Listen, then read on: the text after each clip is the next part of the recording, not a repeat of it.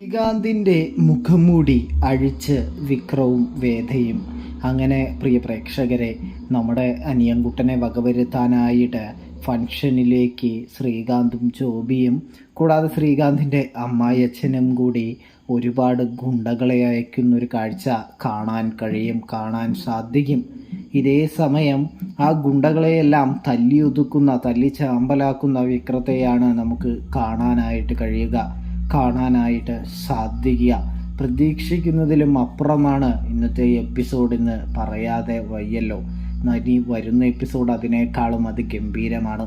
അതായത് വിക്രമാണെങ്കിൽ ആ ഗുണ്ടകളെയെല്ലാം തല്ലി തകർത്തുകൊണ്ട് തന്നെ അനിയൻകുട്ടനെയും കൊണ്ട് തങ്ങളുടെ നാട്ടിലെത്തുന്നൊരു കാഴ്ച. നാട്ടിലെത്തി കഴിയുമ്പോൾ അനിയൻകുട്ടനെയും കൊണ്ട് ആദ്യം തന്നെ വാസവൻ്റെ അടുത്തേക്കാണ് പോകുന്നതെന്ന് നമുക്ക് കാണാൻ കഴിയും. വാസവൻ്റെ അടുത്ത് ചെന്നിട്ട് നമ്മുടെ വിക്രമാണെങ്കിൽ പറയുന്നുണ്ട്, സാറേ സത്യം പറഞ്ഞാൽ ഞാനല്ല നിങ്ങളുടെ മകനെ കൊന്നത്, എല്ലാ കാര്യവും അനിയൻകുട്ടൻ അറിയാമെന്ന് പറഞ്ഞുകൊണ്ട് തന്നെ അനിയൻകുട്ടനെ കൊണ്ട് സത്യം പറയിപ്പിക്കുന്ന ഒരു കാഴ്ച.